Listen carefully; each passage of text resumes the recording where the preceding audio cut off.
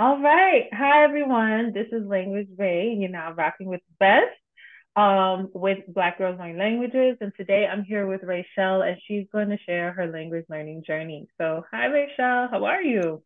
Hi, I'm doing well. How are you? I'm doing all right. I'm so excited to hear about your story and learn more about you. So, first, we'll just start off with some basics. What's your name? Where are you located? And what's your heritage? So my name is Raychelle. I was named after my mom, and I am originally from South Carolina. Um, just 100% Black, nothing special thrown in there. All of my lineage goes back to the U.S. I'm currently located in Costa Rica on the coast, and I my ooh my language journey started when I was 13. So we have a lot of ground to Really? cover, I guess. Okay, this is good. This is real good. I like this. I always love when the language journeys start young. And then that's another reason why I always ask about the heritage, because I think it's very important. Because a lot of people always assume if Black people are multilingual, that it's because they have heritage languages. And I think it's very important to show that we can speak the languages and it doesn't have to be part of our heritage. So I'm always excited when we don't have heritage languages, but we got in touch with the language really young. So, okay. So then, yeah, before we get into the 13 year old that was in touch with languages, before we get there, do you want to tell us anything about what you do professionally, any other ventures that you have? Sure. So I started my career as an English teacher, but I was working with migrant populations, so I was also serving as a translator as well. I'm now in a position as a curriculum director for a company that helps writers finish their books called the Mm-hmm. Unicorn Authors Club. And my personal projects are I'm teaching a variety of creative writing and meditation workshops. And I do have a workshop newsletter that folks can sign up for. It's at subkit / Heath, which is just my full name. Okay, and then we'll put that in the description bar below. All right. Okay. So the last question I want to ask before we get to your language journey is as far as your education goes, what's your level of education? So I have a Master of Fine Arts degree in writing. My first Mm-hmm. degree is a Bachelor of Arts in Languages. So that was kind of, when I was thinking of moving into the space of translation, but I decided not to do that. Yeah. Mm-hmm. Okay. And yeah, and that's also another reason why I asked, because I just want everybody to see that it doesn't matter whether you have, the bachelor's, the master's, the PhD, whatever the case may be. I just want everyone to know everyone's story because it resonates with somebody. It's going to resonate with somebody. So now we're about to get into the language journey. So tell us about this 13-year-old. What was the language and what happened? Yeah, so I started with Spanish. I was attending a school where there was a language requirement and I chose Mm-hmm. Spanish. I eventually started learning German as well around that time. But I would say Spanish is the language that I use the most Mm-hmm. because of my work and like where I live. And it was a middle school Spanish class. I can see my teacher's face, but I can't remember her name, and I feel really bad about that. But she was amazing. She'd spent time living abroad, and was a Spanish teacher. And that was kind of my introduction. And that was also when I took my first trip out of the country. What was around that time to go to Mexico for the first time for language class. Really? Where in Mexico? So it wasn't we were going to take classes. We were going to practice with our Spanish teacher. And it was in Cancun. So it was back in 95 when all you needed was a driver's license to get into Mexico. Oh, Um, wow. yeah, and we went to Cancun and we, did a variety of cultural experiences, got to practice our Spanish. It actually wasn't my class. I got to go with another class, and it was a good time. Oh, wow. So did you drive? Because you mentioned you only needed a driver's license. No, no, we flew. But you didn't need a passport at that time to go into Okay. Mexico. Yeah, you do Okay, now. got it. Yeah, you do now. Yeah. Okay. Yeah, because I remember it was like that with Canada too. Like if you drove over, you didn't need that the passport. You can just show your driver's license and stuff. Mhm. Okay. And so as far as the practice goes, how long did you stay there? So, gosh, we were probably only there for at the most a week. So it was really just a chance for us to get some immersion. But real immersion didn't happen for me until I did my semester abroad when I was doing my bachelor's degree. Mm-hmm. Yeah, I did a semester abroad in Puerto Rico. I went to La Universidad Interamericana in San Germán, Mm-hmm. which is, San Jose is on this side of the island, San Germán is on the other side. It was a liberal arts school, so Mm-hmm.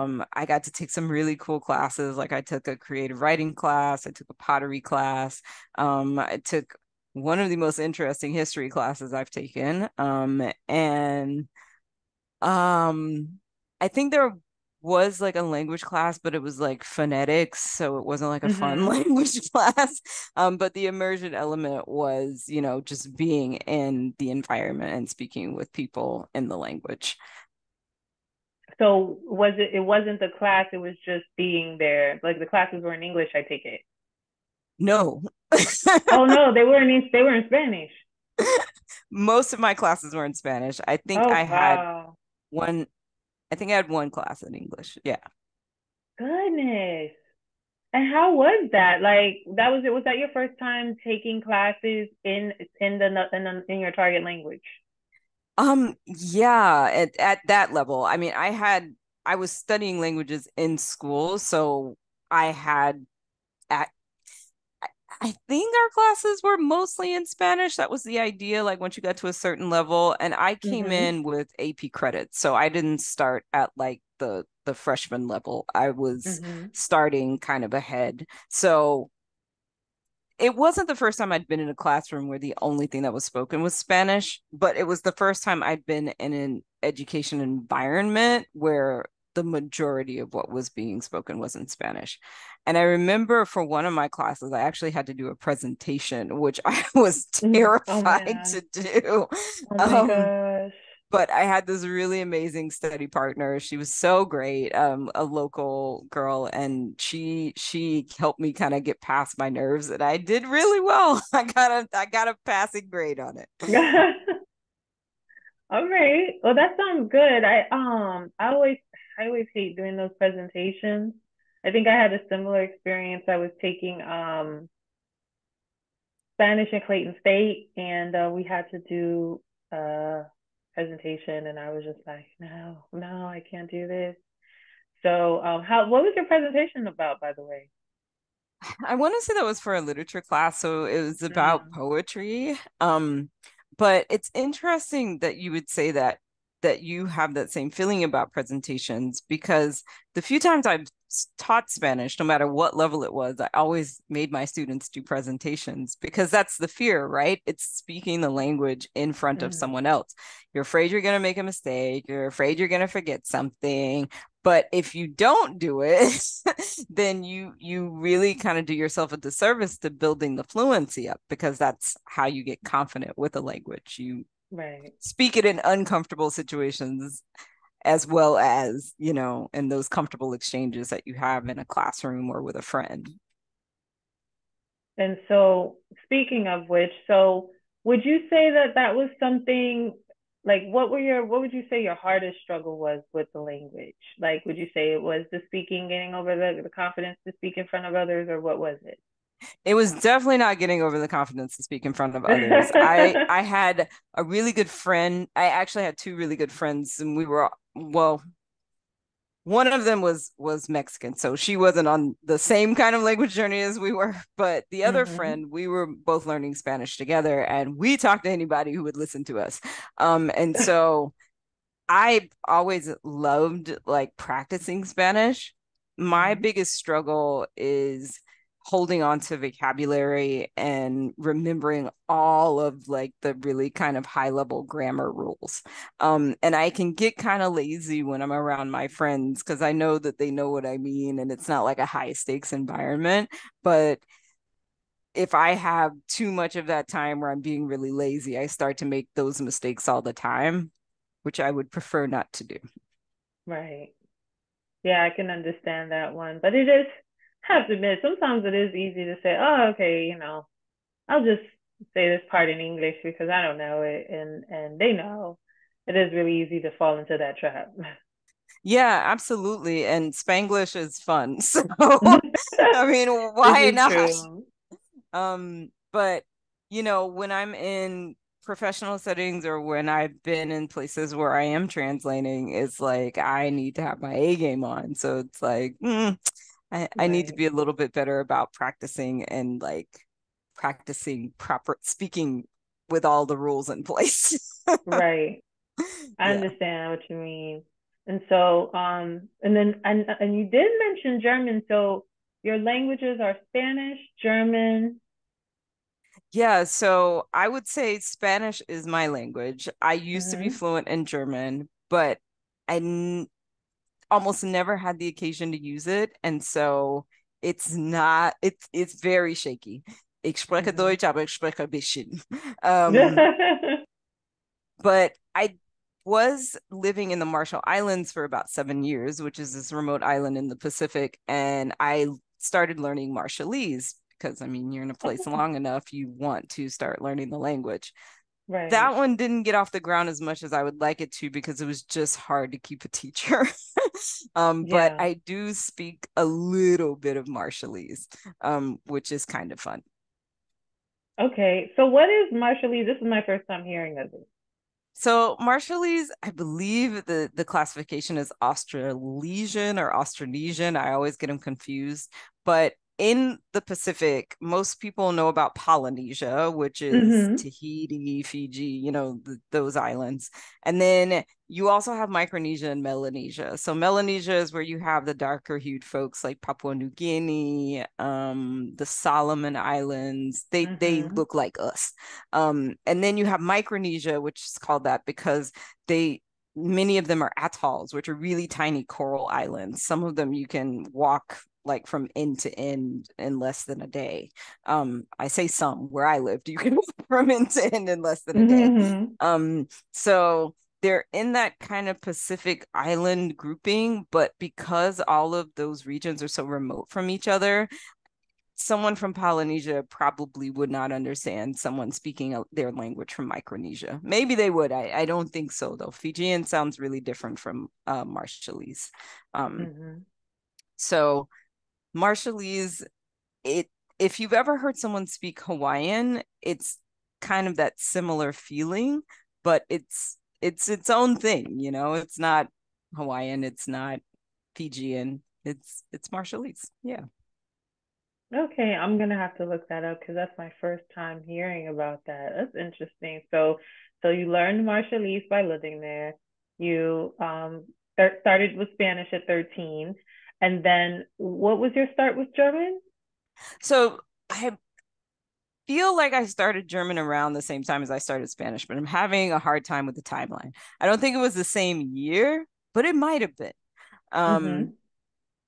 I wanted to learn languages that were very different from each other.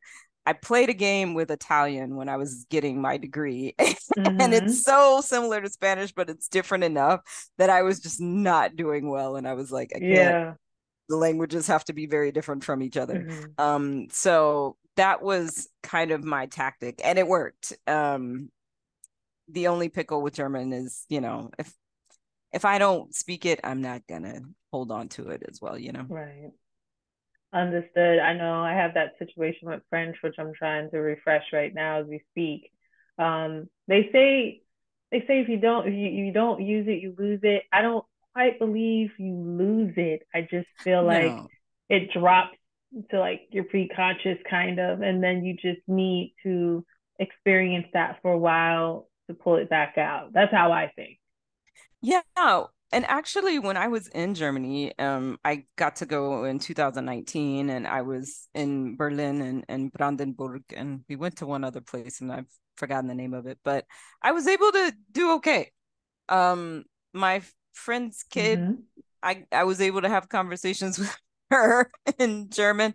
I got to cheat because my friend speaks Spanish, but I was, pretty okay ordering things in restaurants and, doing like the basics. And I felt like I was following most things in conversation. So I think you're right. Mm-hmm. I think there's always a bit of it left there. And I've taken there have been moments where I'm like, all right, I'm gonna work on my German. And I'll take, classes. I've done Duolingo, I've done Babbel, I've done like pen pal type things. Um, they're not a they're a very helpful, but also they're a substitute for speaking for me. And so even though I can kind of sort of start to build vocabulary and remember, grammatical structures and things, Mm-hmm. I need to have like that regular exchange with someone for it to like really hang out for me. Yeah. Mm-hmm. I was reading something, I don't want to misquote it, but it was something like 1 hour of speaking, practicing your target language. I think it's like equivalent to 5 hours of studying, I believe something that like that. Yeah. because when you think about it, like if you're studying on a page, there's no stakes. Um, But when you're in a situation where you're talking with someone, you have like an immediate motivation to try and figure it out because otherwise the exchange ends, right? So Right. I actually just started working with a conversation partner here to keep my Spanish together. Um, and she's practicing her English. And we were both like, we are basically like advanced speakers.